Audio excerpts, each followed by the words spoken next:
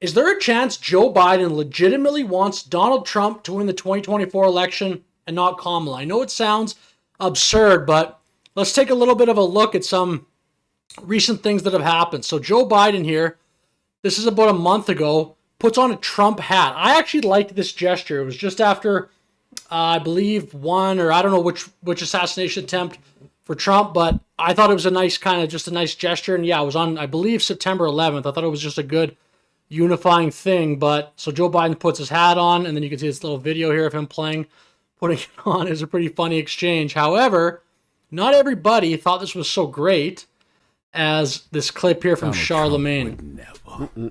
Okay, a day after your vice president has a phenomenal debate against the former president of the United States of America, Donald Trump, you, Mr. President, decide to put on a hat that says Trump 2024. Now, I'm not the highest grade of weed in the dispensary, but that doesn't seem like a show of support for your vice president to me. This race is going to be tight, okay?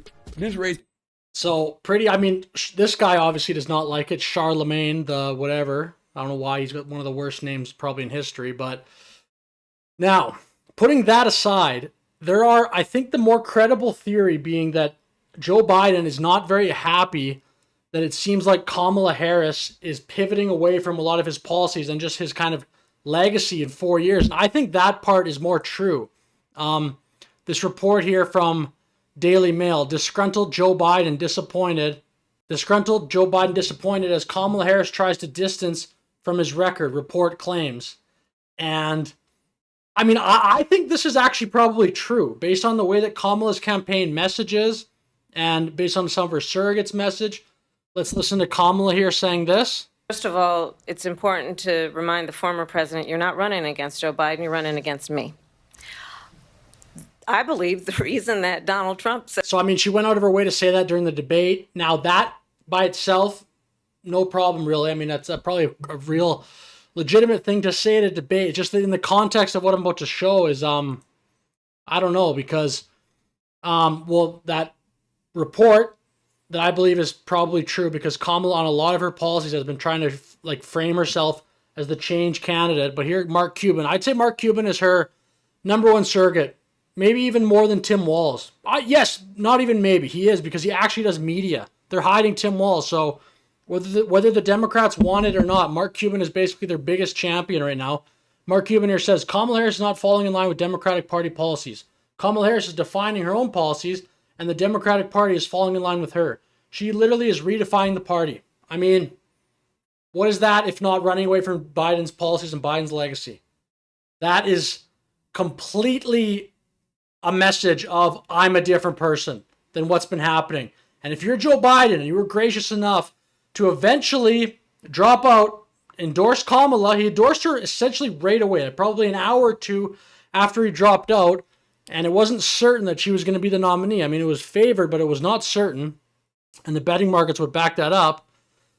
I mean, is Joe Biden that happy? Does he, like, I'm sure he wanted to endorse somebody that would have been a continuation or at least spoken more highly and been more proud of the work that Joe Biden has done.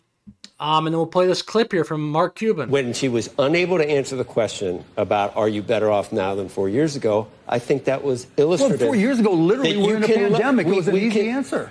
We can look at exactly what happened. He's already been president. And we can look at what happened when she was vice president. And it's not good, the comparison. Being the president, Joe, as you know, is different than being vice president. It's not. So, wow. So Mark Cuban, this is like such an anti-Joe Biden message. He's not even defending. Biden's four-year record versus Trump's 4-year record. And Cuban is the guy. He's the Democratic guy right now. He's on all these shows. I don't even think you can debate it. He's the number one surrogate, and he just accepts the premise of that point by, I believe it's Joe on CNBC. So she can take credit for the good things that happened with Biden, but she didn't have anything to do with the bad things. Trump, when she was unable. I mean, this is pretty tough to defend. I think for the camp of saying that, or for at least in Joe Biden's position, I think you'd be watching that being like, what the heck? Like, you're not going to run on my record. I don't. Joe Biden. I'm saying he probably thinks he hasn't done such a bad job. I mean, I'm sure Joe Biden would spin it as it was good, and I mean, I don't know. But anyway, This last part I'll play here. This is Joe Biden. This is the reason I want to make this video. This is Joe Biden giving his speech on Kamala Harris about how she's aligned with him and she's involved in so many of the decisions that he makes day to day. And I know Joe Biden is not as cognitively sharp as he was back, like whatever, but you cannot convince me that he is so confused that he doesn't realize that what he's saying right now is contradicting to what Kamala has been saying publicly. And I think he would know that this actually will not help her.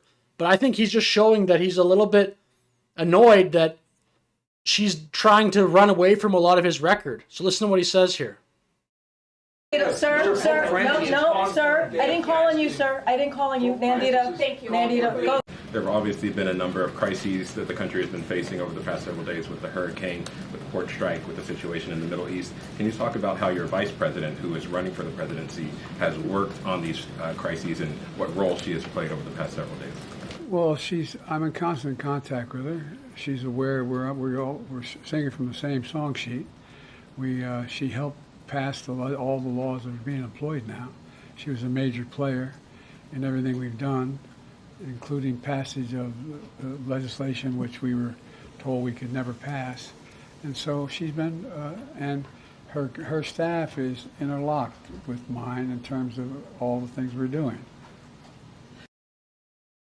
I mean, that's a guy who wants his legacy to be remembered, I think, and in the form of Kamala Harris. So, and again, like what I said about, you can't tell me that he's like so cognitively gone that he doesn't realize this is not the message the Kamala campaign has been sending. I think he's just in this press conference being, hey, look, we're similar people. This is not, Kamala's not some new departure from what I'm doing. I think Biden, I'm speculating, but maybe, I mean, it's not that much of a reach. He probably looks at a lot of the media rhetoric right now saying, this is ridiculous. I dropped out of the race. I endorsed Kamala Harris, and now she's running on this campaign. And people like Mark Cuban are saying, oh, she's the vice president. She can't take responsibility for all the things that have happened under Joe Biden. And if you look at the last 4 years compared to the Trump 4 years, you can't blame Kamala for that. It's a different 4 years. I'm sure Biden's looking at this saying, I helped you out. What are you doing? I picked you for VP. I endorsed you. I'm friendly to you in public for sure. And I'm going to go out here and say, look, we're similar. So the Biden legacy is not just tarnished with this, oh, we need a totally new thing. So I think Joe Biden's upset. And yeah. And I guess to like the title of this video, is there a part of Joe Biden that says, maybe Trump should win? Maybe Trump should win. And then my legacy can be, hey, if you would have kept me in the race, maybe we would have won. Maybe we could have ran on my record. Maybe we would have beaten Trump. The fact that you replace you on the ticket and you're trying to change it, and you're trying to run it kind of against the things that I've been doing, he might be able to sell that as, oh, you should have just kept me in or whatever. But anyway, so with that said, let me know your thoughts in the comments. What do you think of the turmoil apparently in the Democratic Party? Do you think there's any chance at all Joe Biden, a little part of him deep down, would like Trump to win? So with that said, thank you for watching the video. Have a great day.